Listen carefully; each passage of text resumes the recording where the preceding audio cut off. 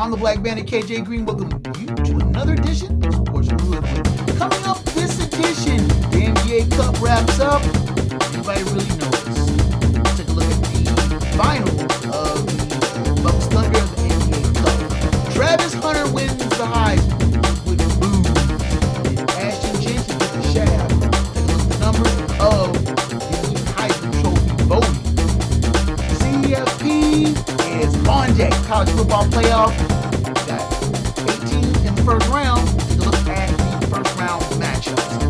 NFL Week 16. I'm still on a roll. See these picks going left. The Hoodwood High Five, that dap, head slap, and a bunch of opinions and tastes. We'll move quick this weekend, so baby, fuck your seatbelt. Put your crash helmets on. Get ready. What's in the Hoodwood? It's a festive week in the Hoodwood. Try to keep it merry. Let's go.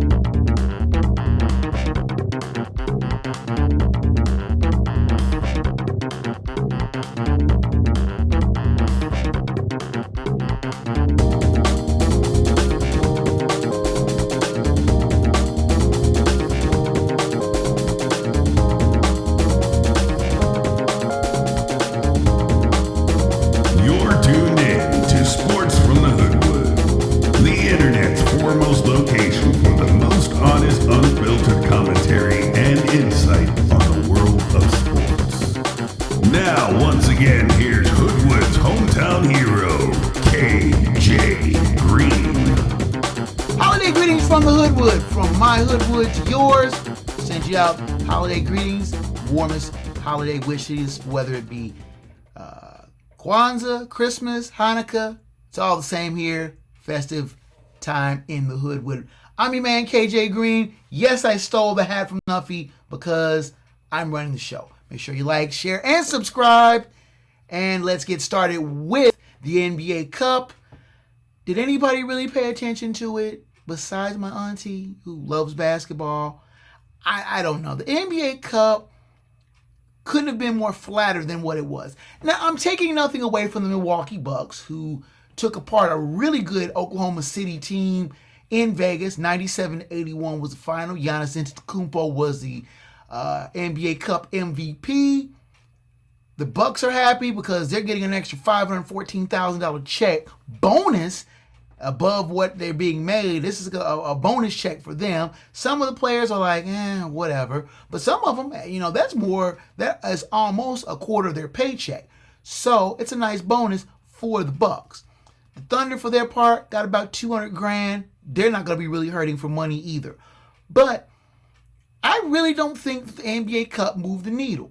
Most of the sporting public was kind of like, and college football going on. And college basketball. Did you see that Kansas got beat again? Or UConn is falling apart? Nevertheless, the NBA seems to struggle when it comes to garnering in fans before Christmas. Many people look at Christmas as the real start of the NBA season, even though more than 20 or 25 games have been played to that point, including NBA Cup games if you really want to get into it. But the thing is this. The NBA Cup is not going to move the sporting public because there's no stakes to it. Yeah, there's a $500,000 bonus to the winner, but there's no playoff implications to it.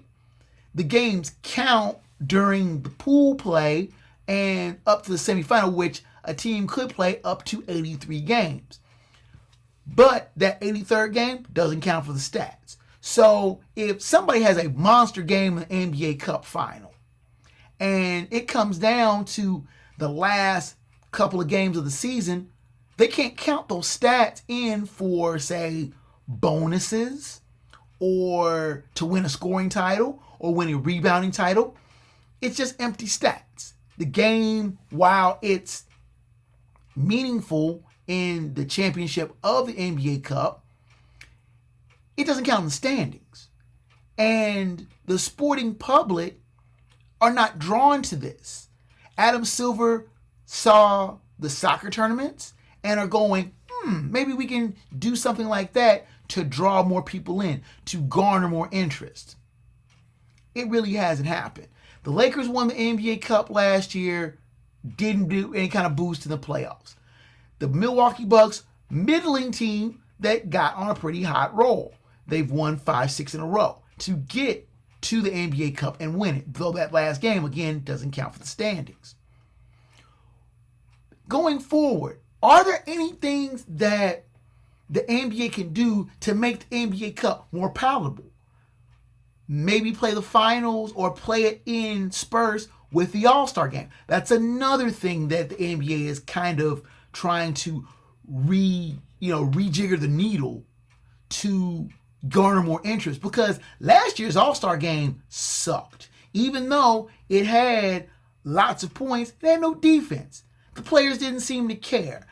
I like the quarter by quarter and the running money total with that, but all in all, the players didn't care. They didn't play defense. All they did was continue to jack up ridiculous amounts of threes.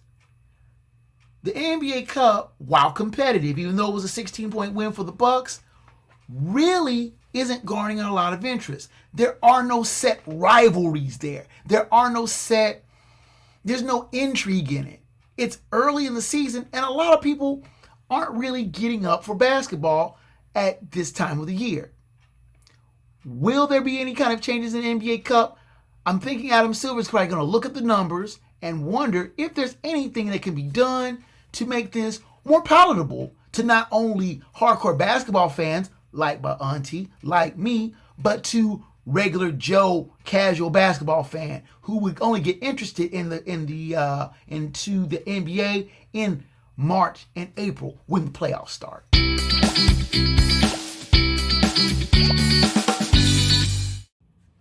Okay, let's clear out all the misconceptions here. I do not hate Travis Hunter. I just don't think he's a Heisman winner. Yes, he's an exciting and dynamic player. Yes, he is a shutdown corner. He is a very good wide receiver, I might add. But I'm looking at the stats, and if you're going to be that guy when it comes to Heisman Trophy winning, lead the country in something. Travis Hunter didn't lead in receptions. That was Nick Nash of San Jose State. He didn't lead in yardage. That was Nick Nash of San Jose State. He didn't lead in touchdowns. That was also Nick Nash of San Jose State. Nick Nash didn't even get invited to the finals. He wasn't a finalist for the Heisman. I don't even think he got a lot of votes for it. Travis Hunter won the Heisman Trophy last week by the closest margin since 2009. Ashton Jeanty, who led the nation in rushing, touchdowns, and led Boise State to a Mountain West title, to a Group of 5 berth in the college football playoff, and a 12-1 record. Where's Travis Hunter at? Is his team in a CFP? Is he in a CFP? Is he in any bowls? No. I'm trying to find. Colorado was playing BYU in the Alamo Bowl. Colorado is playing BYU in the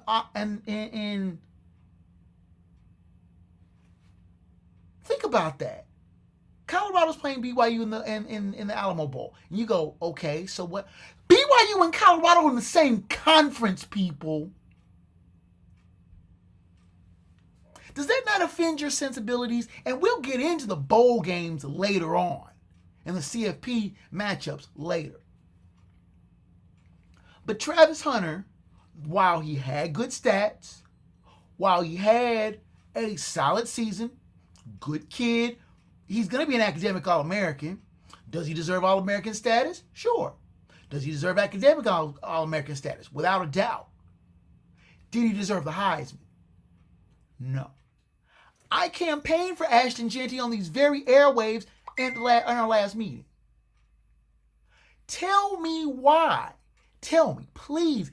And don't say, oh, he's playing for Coach Prime and he's getting eyes and he's playing both ways and this, and that. Statistically, raw numbers, does he have what it takes to win the Heisman? As good a kid as he is, as good a player, as a solid player, I'm not saying that he isn't a good player. Don't even think about trying to put me on that. But when it comes to numbers, I want somebody who's leading, at least lead your conference. Lead the nation in a statistic, in a metric that I can say, well, he had most interceptions. He didn't. He had the most pass breakups. He didn't. He was a multi-talented player who was on special teams, running back punts, like Charlie Woodson did. The last defensive back, primarily defensive player, to win the Heisman. Did Travis Hunter do enough to win the Heisman? I don't think so. Now, it's all academic. Now, Ashton Jeanty complained a little bit, but living well's best revenge. If Boise State gets deep into the college football playoff and he has great numbers, then he can justify his right to be. Let's take time out. Comes back and we'll look at the college football playoff. And then there were 12. Well, no, there's 8 this first week. But we will take a look at the first round games. What's good, what rolls on after this.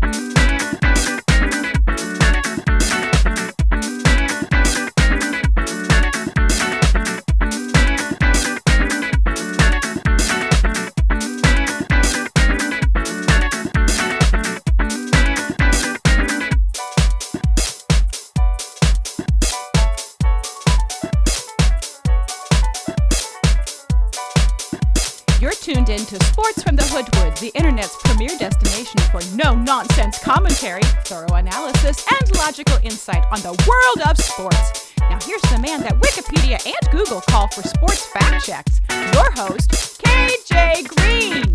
You are back in the Hoodwood. My name is KJ Green, and it's finally time. All the talk is over. All the speculation is done. We now have the college football playoff. 12 teams left standing, fighting for the national championship. Now, you can say what you want about the brackets and how it's set up.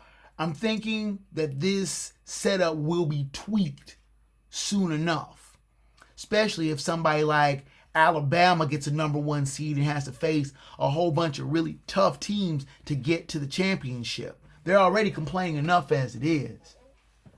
But there's a wholesomeness, about a playoff where you have a set number of teams that are playing for the national title. How they got there isn't really germane to the conversation. You have 12 teams, first round. You have 8 teams in the first round, 4 byes. 4 winners for Friday and Saturday will move on to the quarterfinals and play the 4 teams that are in byes in the bowl games. What I like about this first round is that all the games are on campuses. I love that element. Giving it a game where it's on campus, where you have that atmosphere. First game, Friday night, will more than likely be finished before this show goes to air, so I'll post details of the Indiana-Notre Dame game down below. But just for clarity and brevity's sake, we will preview that. The 11-1 Hoosiers from the Big Ten at large taking on the 7th-ranked Notre Dame Fighting Irish, also an at-large bid at Notre Dame Stadium in South Bend, Indiana, 8 p.m. kickoff on ABC and ESPN. As we go to press here, the Fighting Irish are 7-point favorites. Now, neither Indiana nor Notre Dame played in their respective conference championships. Indiana did not make it to the Big Ten championship. Notre Dame is an independent. But what you have, and a fast fact, this is only the teams, these in-state teams, only the 3rd time they've ever met. Why is it that Notre Dame likes to play Purdue, but have never played Indiana? Inquiring minds want to know. But led by first-year coach Curt Cignetti, the Indiana Hoosiers pushed their way to the forefront of the national thinking by ripping off 10 wins before taking a loss to Ohio State, then demolishing in-state rival Purdue to make their case. 11-1, you really can't knock that down. They played well enough to get into the first round of the CFP. They will take on the storied program that is Notre Dame. They also are 11-1. Their one loss early in the season to Northern Illinois. Now, I keep saying that Notre Dame's practices of playing these booty butter soft teams and then trying to fill their schedule with a couple of ranked teams was going to come back and burn them. But they were fortunate that both service academies had solid seasons. Notre Dame beat them both. They beat a weak SC team. They beat a very weak Florida State team. But they did beat ranked Louisville. They were ranked at the time. So they played enough independent to be able to keep their autonomy and make the college football playoff. The only caveat with Notre Dame is they can never get a first round bye. But you figure they're just happy being there. And they have a path to the title. Who wins? Well, like I said, I'll note it on the screen. I think Notre Dame will win because let's just call a spade a spade. They've been here before. They've been in the big games. The bright light and the spotlight does not affect them. Well, it does sometimes, but they've been to the big games before. They know what it takes to win big games. Indiana, not so much. Playing the game in South Bend makes it doubly hard. Indiana, playing on the road, playing in South Bend, storied place, can't really see it happening. The pick here is Notre Dame. Turn to the Saturday games. On the docket, we have the first game will be SMU versus Penn State in State College, Pennsylvania. That's a noon kickoff on TNT and Max.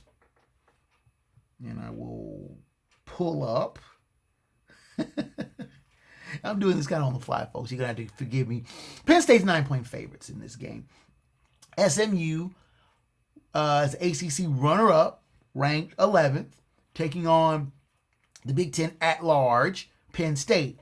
Both of them are 11-2. Now, both of these teams have warts on their resume. SMU, 2 losses. Penn State, 2 losses. Now, SMU got to the ACC championship game, got a massive case of stage fright, but then fell behind big to Clemson.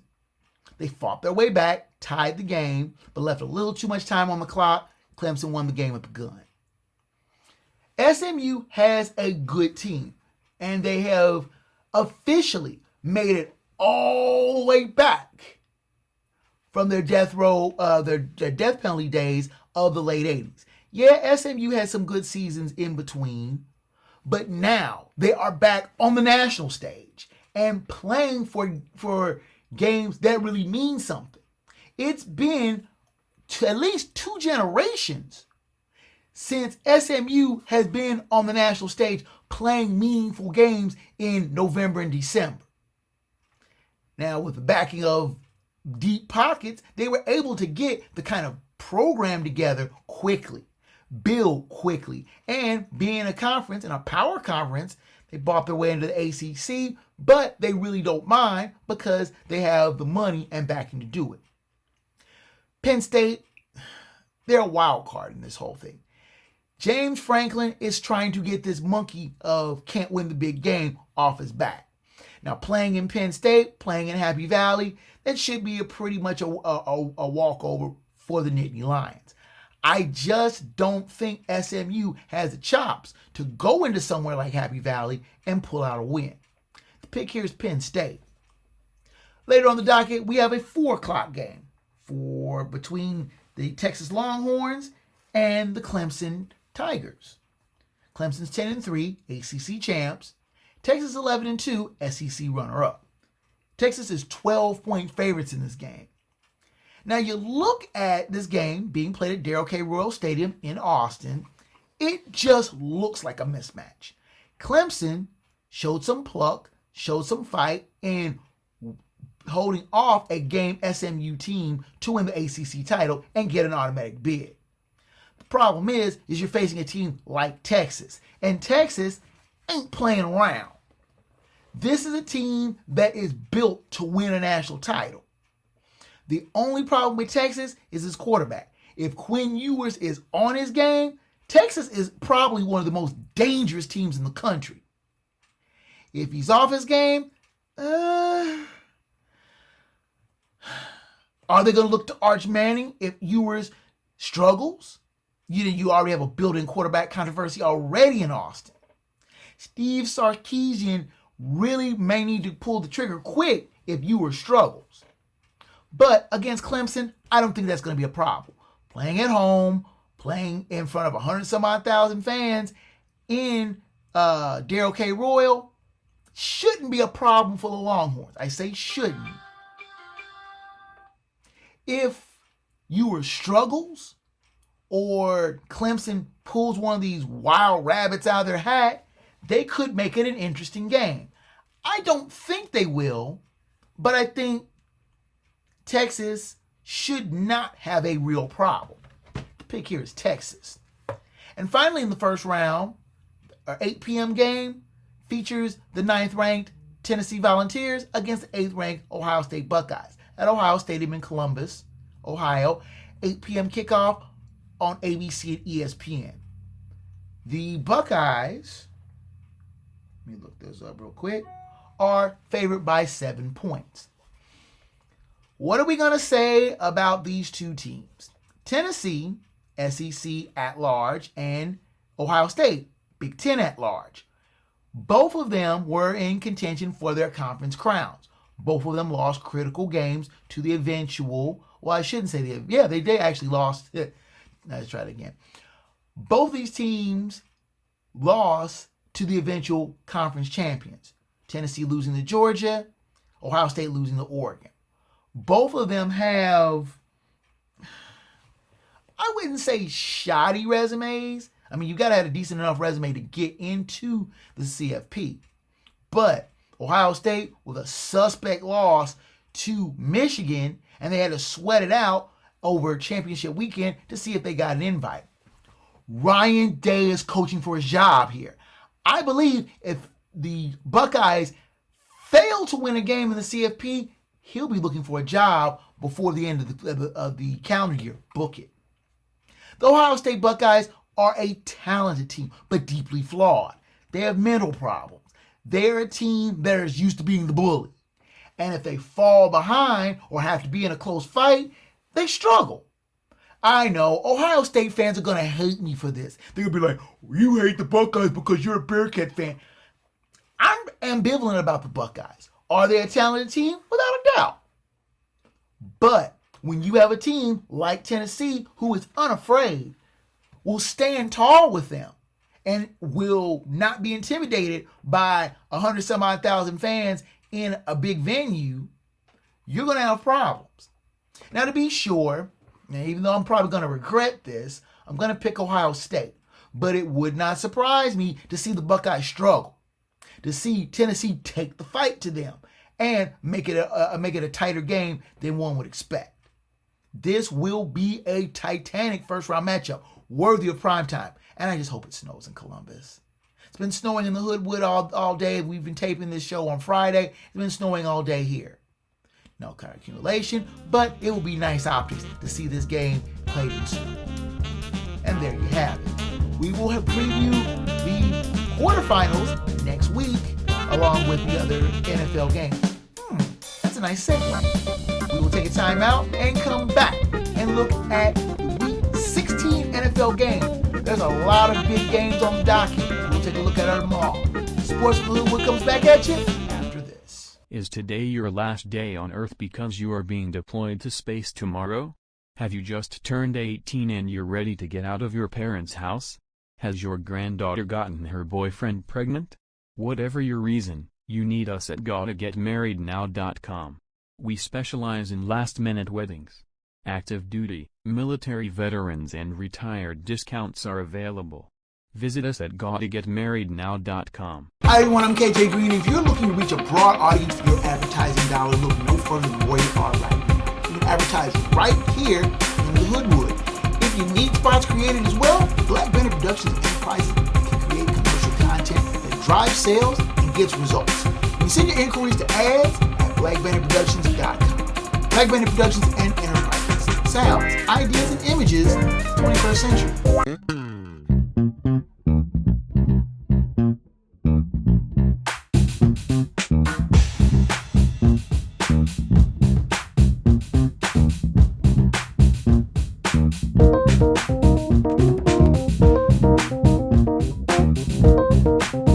You are tuned in to Sports from the Hoodwood, the internet's foremost location for opinion, analysis, and insight on the world of sports. Here now is the man banned from sports trivia contests in 38 states and 4 Canadian provinces, and not to mention Guam. Your host, KJ Green. You are back in the Hoodwood. My name is KJ Green. Let's get into the NFL Week 16 picks. Now things will start to get tricky. The NFL has Saturday games on its docket with the first round of the CFP being played on Saturday afternoon. You may want to check your battery remotes because I have a feeling that a number of the fan bases will be switching back and forth between the college and pro games on Saturday. Now the NFL is trying to dominate the late year calendars, going from Thursday the 19th, yesterday, through the Monday night game on the 30th. 9 of the next 11 days will have some game on its docket, with only Tuesdays and Fridays not at least having one game. The schedule maker got creative with this week's games. On Saturday, the Texans play the Chiefs in Kansas City, then head home to face the Ravens on Christmas, which falls on a Wednesday. Now, neither team will glean any kind of advantage because the Ravens are playing the Steelers at home on Saturday. Then the Chiefs will be heading to Pittsburgh to play the Steelers also on Christmas. Now, these games on Christmas Day will start Week 17, and I will post the 6 games of the early part of Week 17 on Christmas Eve.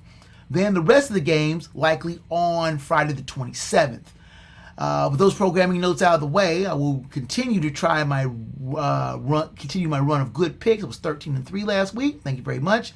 With the picks of Week 16 for your review, perusal, and approval.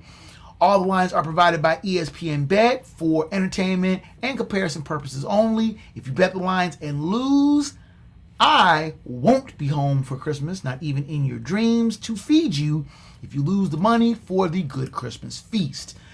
Also, for an extensive coverage map of the games in your area, do consult the fine website at 506sports.com. All games here are reported in Eastern Standard Time. Let's get started with the games of Saturday, December 21st.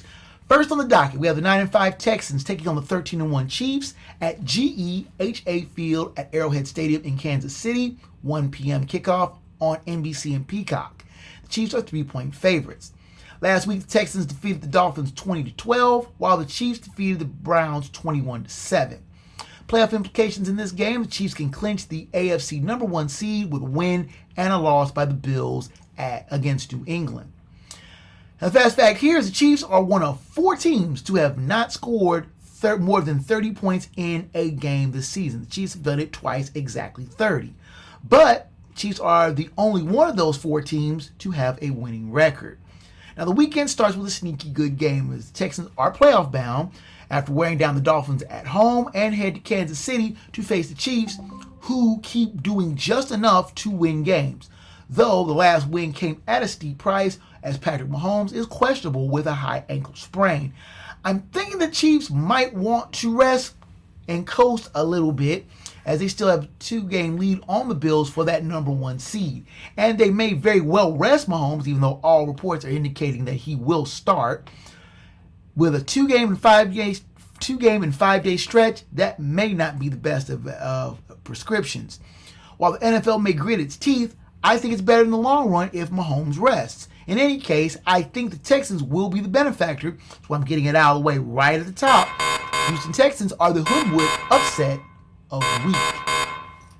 Next on the docket for Saturday, we have the 10-4 Steelers taking on the 9-5 Ravens at M&T Bank Stadium in Baltimore. 4:30 kickoff on Fox. The Ravens are 6-point favorites. Last week, the Ravens defeated the Giants 35-14, while the Steelers lost to the Eagles 27-13. Playoff implications in this game: the Steelers clinched the AFC North with a win. The Ravens clinch a playoff berth with a win of their own. Fast fact here is that the last 9 meetings between these 2 teams have been decided by 1 score.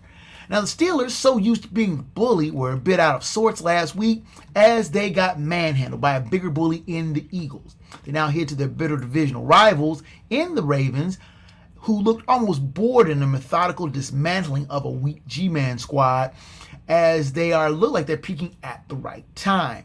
Lamar Jackson continues to make a quiet case for MVP as he throws and runs opposing defenses into insanity, trying to keep him bottled up. And the Ravens defense, once considered suspect, is playing better.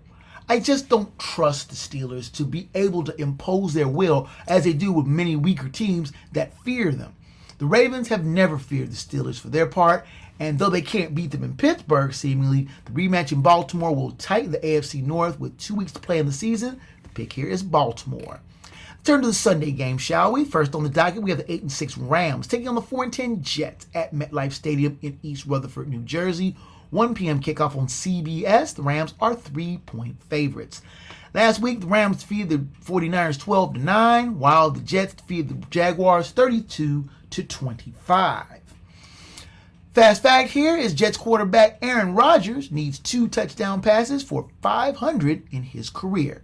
Now, after winning a wild shootout with the Bills, the Rams turn around 4 days later and slog through a monsoon to outslug the Niners in a low-scoring game. They now go cross-country to face the Jets, who showed some heart and gumption in outlasting the lowly Jags. Ordinarily, I lament the Rams having to go cross-country for an early kickoff, but I think the Rams will have enough lead time to mitigate the time difference and should have enough strength on both sides of the ball to be a better team than the Jets, who struggle to put an equally Jags team away. Aaron Rodgers looks almost disinterested. I think he's totally disinterested at this point, and his play will show it. The pick here is the Los Angeles Rams. Next on the docket, we have the 12-2 Eagles taking on the 9-5 Commanders at Northwest Stadium in Landover, Maryland. 1 p.m. kickoff on Fox. The Eagles are 3.5-point favorites. Last week, the Eagles defeated the Steelers 27-13, while the Commanders defeated the Saints 20-19. The playoff implications in this game: the Eagles clinched the NFC East with a win. Commanders clinch a playoff berth with a win and losses by Atlanta and either the Rams or the Seahawks. Fast fact here is Eagles running back Saquon Barkley still has an outside chance at breaking the single-season rushing record. He needs just 418 yards over the next 3 games. That 139-yard game average is a total that Barkley has surpassed in 5 games this season. Now, this, I think, is the best matchup of the early Sunday slate. Eagles roll into the nation's capital white hot, and that win streak now has some gravitas after solidly beating the Steelers. The Commanders got a badly needed win after their bye and regained some confidence, but they needed a kind whistle and oppositional ineptitude to dodge a mammoth upset in New Orleans. The game will be a grimy, gritty slugfest between 2 ancient rivals, and that will test the Eagles if they can ease away from their over-reliance on their top run game, or, in the Commanders' part, if Jaden Daniels can continue to build on his stellar rookie season. If the Eagles are going to get beat before the playoffs, it would be in this game. However, I think the Eagles are rugged enough to avoid the trap game. The pick here is Philadelphia. Next on the docket, we have the 12-2 Lions taking on the 4-10 Bears at Soldier Field in Chicago. 1 p.m. kickoff on Fox. The Lions are 6.5-point favorites. Last week, the Lions lost to the Bills 48-42, while the Bears lost to the Vikings 30-12. Fast fact, the Bears did not have a third down conversion last week at Minnesota until 14:35 left in the 4th quarter. Now, the Lions fell behind early to the Bills and spent all game playing catch-up, putting up exciting numbers in the process. Now, the dull fact is that they gave up a season high in points and lost a wild shootout. The loss made even more damaging with the loss of star running back David Montgomery to a knee injury, which takes an exciting dimension out of their offense. Now heading to the midway to face a Bears team that has badly regressed in the past few weeks, the Lions will now have to figure out how to make their offense go with missing a key cog. But they should have no problem with the Bears, who will figure out a way to sabotage themselves again and be nothing more than tonic to get the Lions back to their winning ways. The pick here is Detroit. Next on the docket, we have the 2-12 Giants taking on the 7-7 Falcons at Mercedes-Benz Stadium in Atlanta. 1 p.m. kickoff on Fox.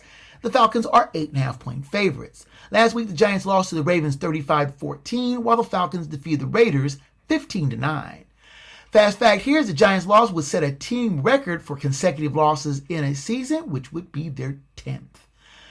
Now, the G-Men got flat out smashed in Gotham against a solid Ravens team. Now they head to the Dede South to face a Falcons team that is in transition. After an ugly win in Vegas in which Kirk Cousins looked more like an incompetent, immobile statue, the Falcons are finally turning to their top draft choice at quarterback. Michael Penix Jr. gets a starting nod here, and it couldn't have come against a weaker opponent or better time.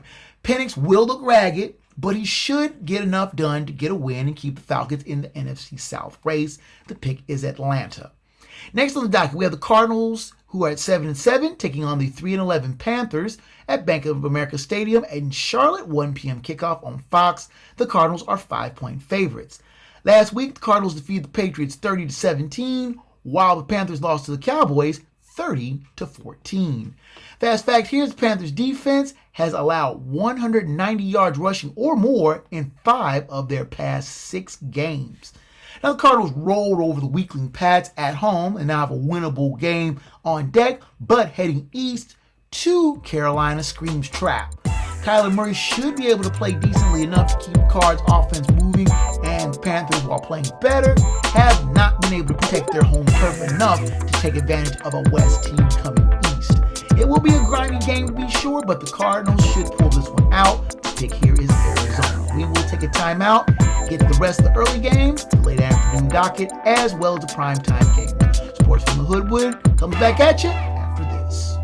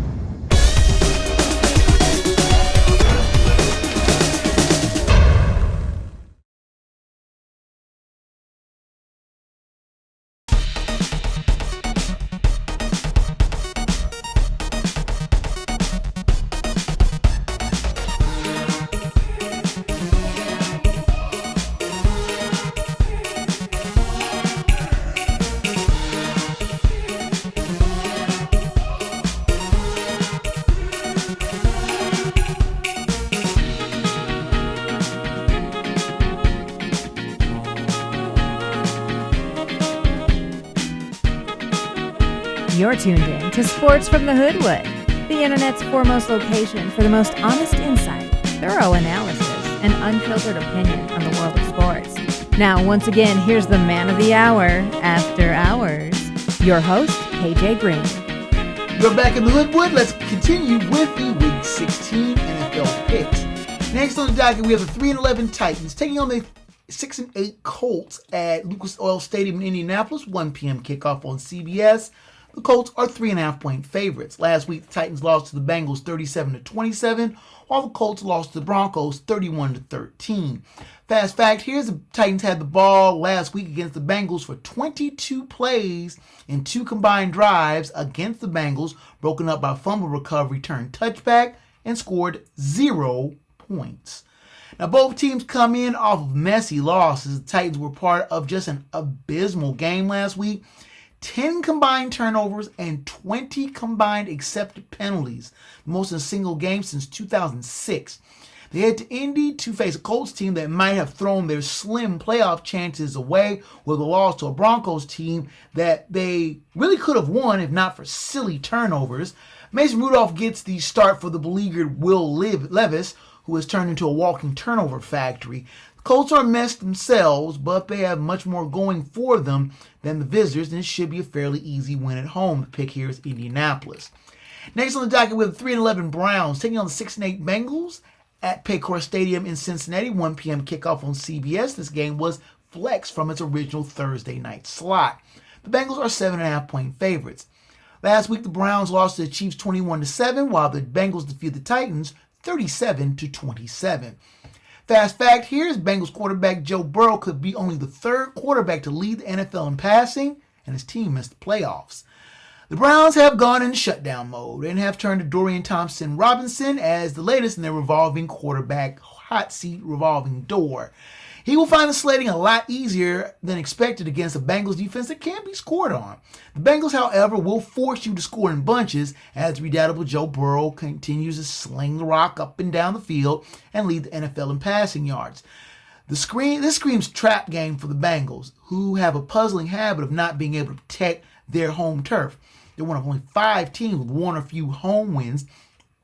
Ironically, they've won at 3 of those venues: New York Giants, Tennessee, and Dallas. Teams only have 1 win at home. The Bengals will put the numbers up, but they will make it harder than it should be and keep their flickering playoff hopes alive. The pick here is Cincinnati. Turning to the late docket games, first off, we have the 12-2 Vikings taking on the 8-6 Seahawks at Lumen Field in Seattle, 4:05 kickoff on Fox. The Vikings are 3-point favorites. Last week, the Vikings defeated the Bears 30-12, while the Seahawks lost to the Packers 30-13. Fast fact, here's the Vikings have averaged 31.3 points per game in their last 4 games, all wins. Now the Vikings pull even with the Lions in the NFC North, but now face a gauntlet facing the Seahawks in Seattle, a place they have struggled to win, then their hated Eastern neighbor in the Packers in their home finale, before what could be a winner-take-all finale showdown with the Lions in Motown. That game will be the Sunday night game. You heard it here first. Book it. The Seahawks, for their part, are fighting for their playoff lives, a task made doubly hard with the questionable status of quarterback Geno Smith. A gimpy Smith will be a welcome sight for a hard-charging Vikings defense. It's a tough call here, but the Vikings have been on a roll and are overdue for a flat game. I'm going to gamble, knowing the Lions will have likely bagged a win already, and the Vikings will know this and know they have to bear down to get a win to keep pressure on. The pick here is Minnesota. Next on the docket, we have the 3-11 Patriots taking on the 11-3 Bills at Highmark Stadium in Orchard Park, New York, 4:25 kickoff on CBS. The Bills are 14-point favorites.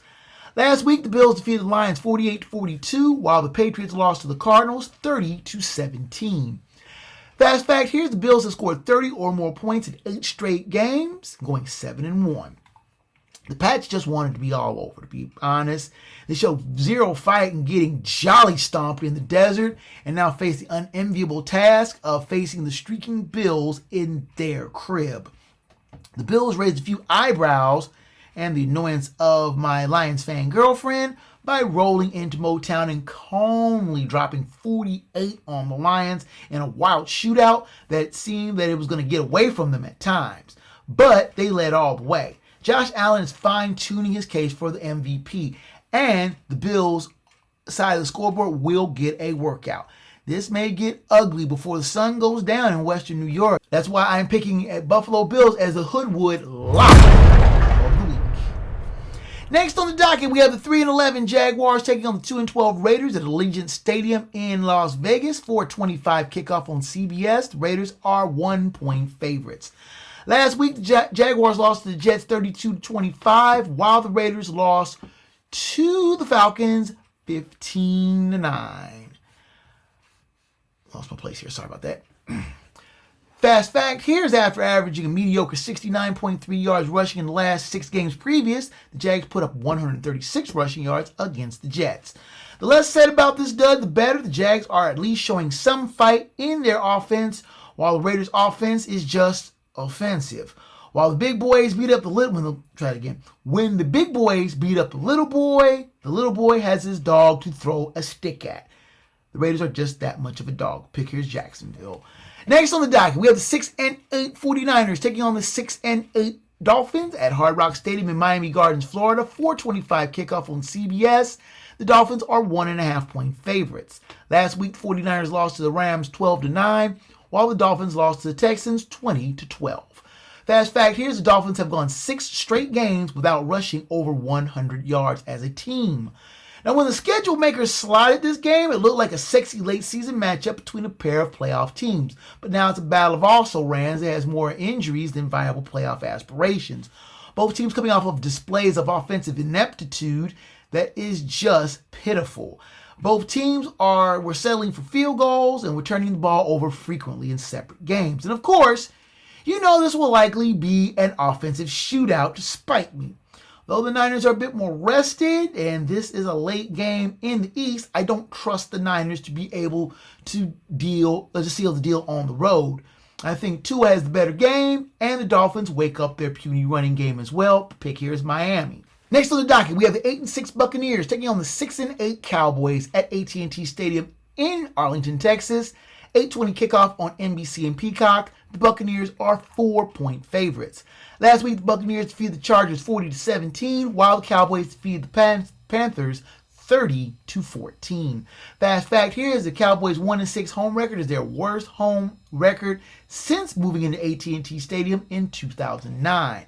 Averaging 31 points over the last 4 games, all wins, the Bucs are barreling into the NFC South lead. They head to Jerry World to take on a Cowboy squad that bounced back from its last primetime debacle to whip the Panthers and may have saved Mike McCarthy's job in the process. Baker Mayfield is playing like a fearless gunslinger, and with Mike Evans finding his lost all-pro form, points won't be a problem, especially against a very leaky secondary that the Pokes possess. The pick here is Tampa Bay. Finally, we have the 5-9 Saints taking on the 10-4 Packers on the Monday night game at Lambeau Field in Green Bay. 8:15 kickoff on ABC and ESPN. The Packers are 14.5-point favorites. Last week, the Saints lost to the Commanders 20-19, while the Packers defeated the Seahawks 30-13. Fast fact here is Packers quarterback Jordan Love has thrown 7 touchdowns and no interceptions in his past 4 games after throwing 11 interceptions in his first 8. This game has massacre written all over it.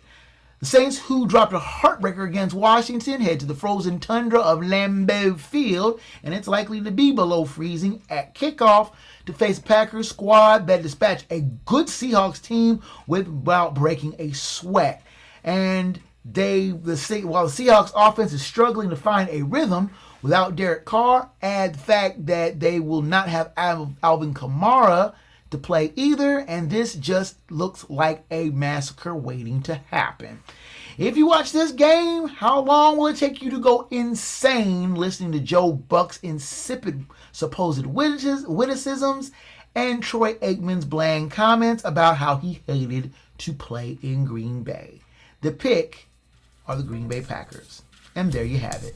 Last week, I went 13-3 with my lock and upset bowling brackets. The overall tally is 157 up, 72 down, with the Locks being 10-5, upsets being 7-8. We will take our final timeout. Come back with the Hoodwood Hot 5, Phat Dap, Head Slap, and the final word from the Wood. Sports from the Hoodwood heads down the home stretch after this. Is today your last day on Earth because you are being deployed to space tomorrow? Have you just turned 18 and you're ready to get out of your parents' house? Has your granddaughter gotten her boyfriend pregnant? Whatever your reason, you need us at GottaGetMarriedNow.com. We specialize in last-minute weddings. Active duty, military veterans and retired discounts are available. Visit us at GottaGetMarriedNow.com. Hi everyone, I'm KJ Green. If you're looking to reach a broad audience with your advertising dollar, look no further than where you are right now. You can advertise right here in the Hoodwood. If you need spots created as well, Black Banner Productions Enterprises can create commercial content that drives sales and gets results. You can send your inquiries to ads at BlackBannerProductions.com. Black Banner Productions and Enterprises. Sounds, ideas, and images of the 21st century.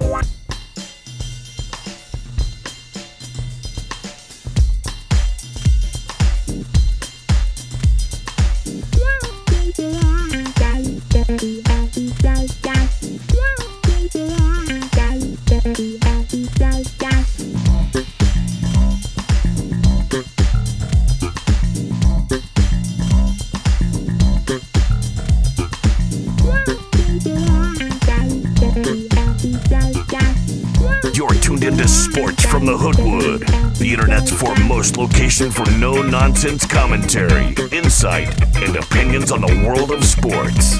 Here now live in living color, black by popular demand, your host, KJ Green.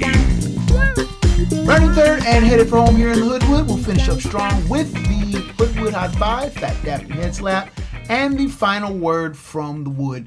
This week's Hoodwood Hot 5, I've decided I'm not going to go into the ranking of the basketball teams just yet, and I won't talk about the CFP of the 5 teams I think can win it all. We'll wait that till next week.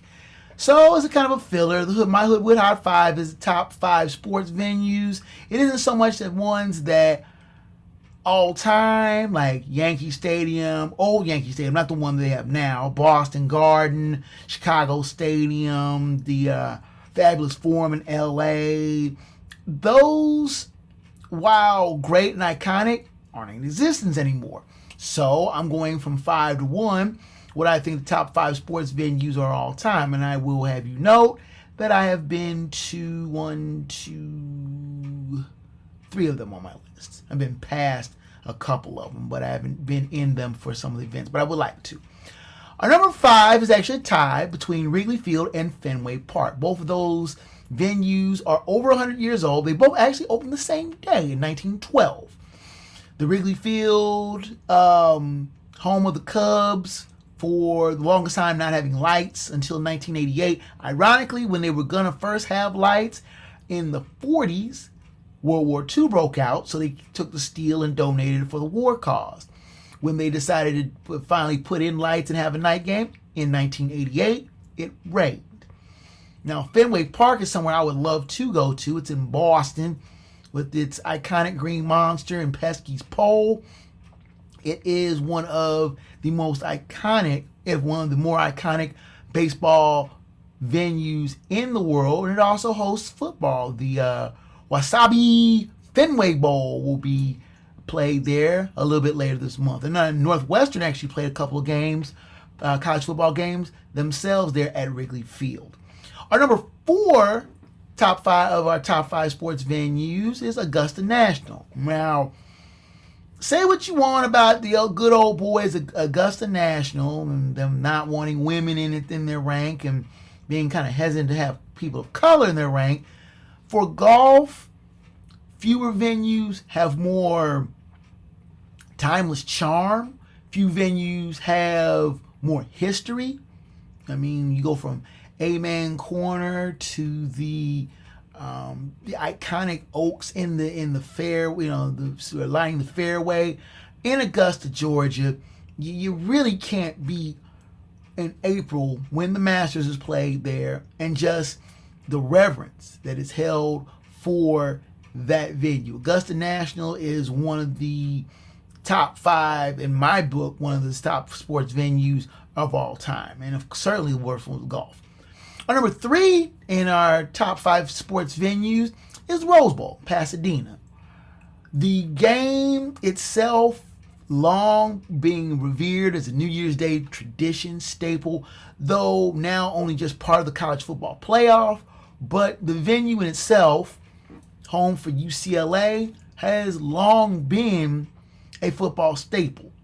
Not a lot of frills, not a lot of fanciness, just a 92,000 seat bowl that many great bowl games have been played in. National championships have been played there, won and lost there. There have been so many iconic teams that have played games in the Rose Bowl.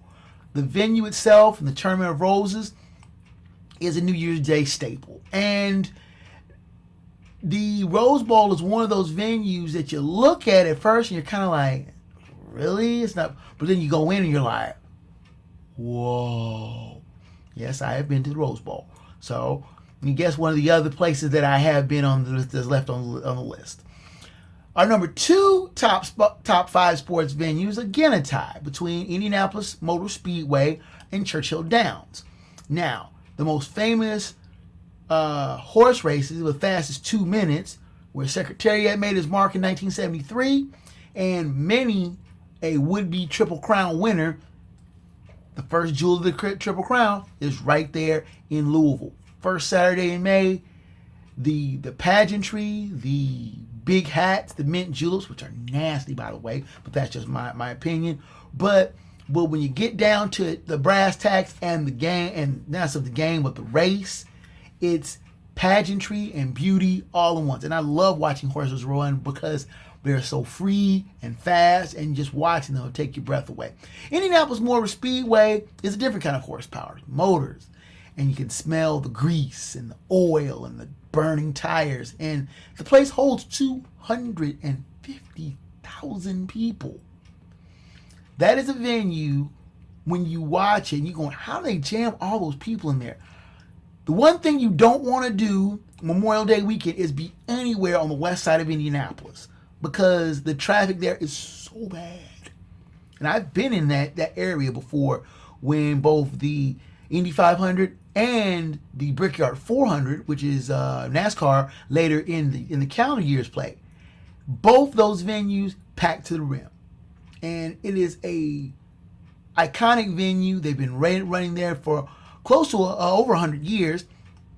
And it's a place that even casual racing fans know about Indy 500 and the iconic bottle of milk that winner drinks after they won the race. But Indianapolis 500, a venue for all time. Now, number 1 in the Hoodwood top 5 sports venues, Yankee Stadium? No. Dodger Stadium? No. Lambeau Field? No. Not on my list anyway. The number 1 top 5 sports venues in my list, in my Hoodwood High 5, is Madison Square Garden, the iconic New York City gem, where the most famous arena in the world, whether it's basketball, college pro, hockey, many concerts have been there. But basketball is the one thing, when you go into that place, you just the history just seeps at you. The current iteration of Madison Square Garden was built in 1968, and since then has been the host of the Big East tournament for a long time. I went to the Big East tournament in 2012 and was just like, wow, it really is real. It's one of those places that when you see it on TV, being in it, TV doesn't do it justice. Like I said, the history and the noise and just the atmosphere of Madison Square Garden is something that you just can't beat. So, those are my top 5 venues. What's yours?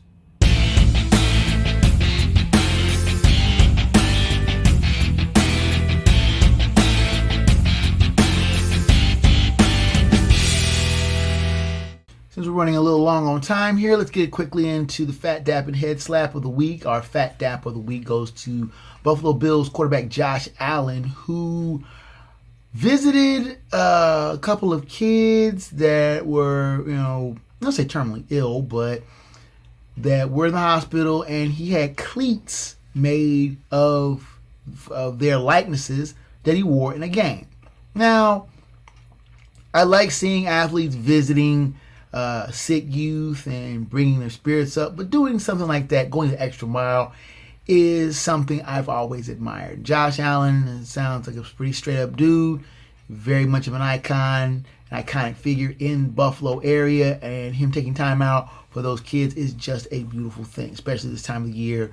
It's really good to see athletes giving back. Now, we got multiple head slaps this week. First, we will give a head slap to both Jonathan Taylor and Jordan Battle of the Colts and Bengals, respectively, who just cannot seem to remember to carry the ball all the way over the goal line. Jonathan Taylor with a 41-yard run against the Denver Broncos that could have broke that game open, but instead he dropped the ball at the goal line thinking he had crossed. Ended up being a touchback.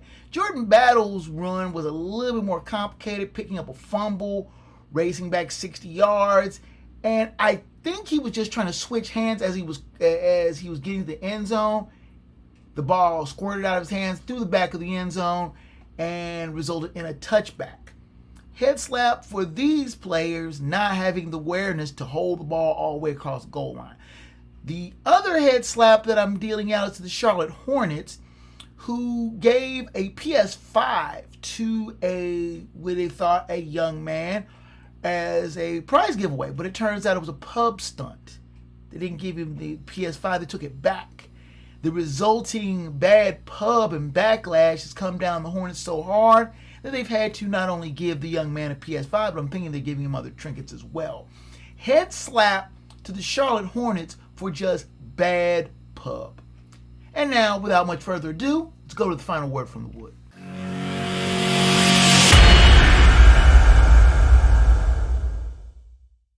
Normally in this space, I usually wax poetic or eloquent or ramble on nonsensically for a couple of minutes about something I see in sports. I have an opinion of what's going on, where I see, who I like, who I don't like, that sort of stuff. But usually isn't a usual thing to this time around, and I'm actually going to show a lot of appreciation.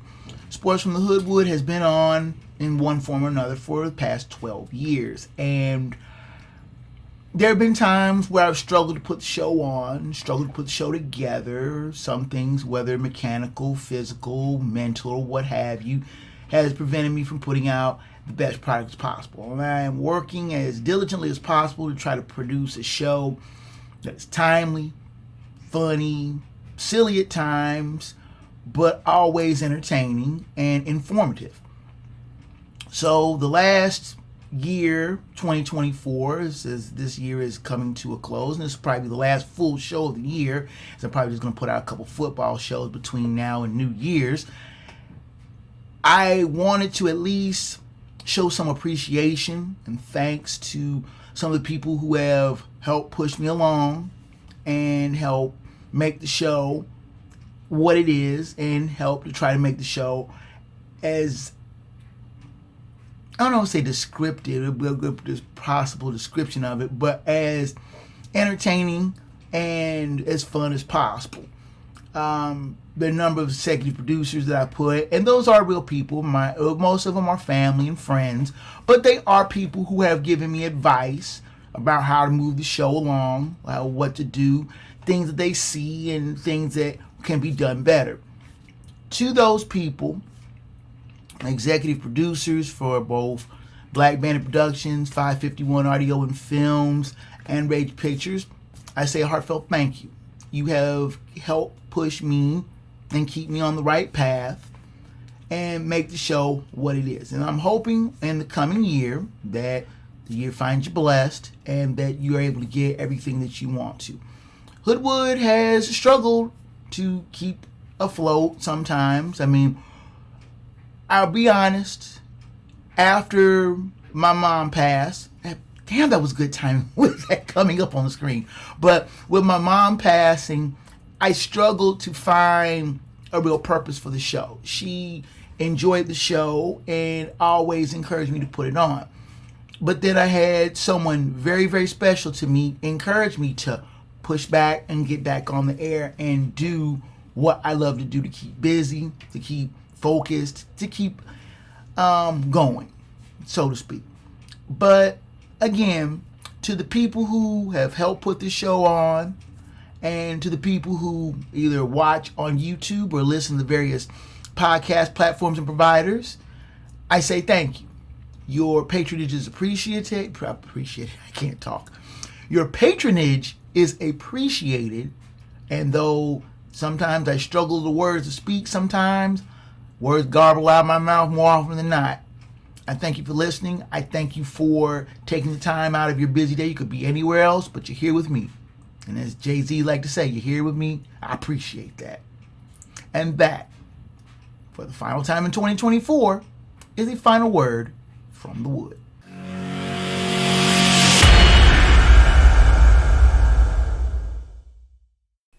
With music coming up in the background, you know that means that your time here in the Hoodwood is just about done, and I thank you so much for your visit.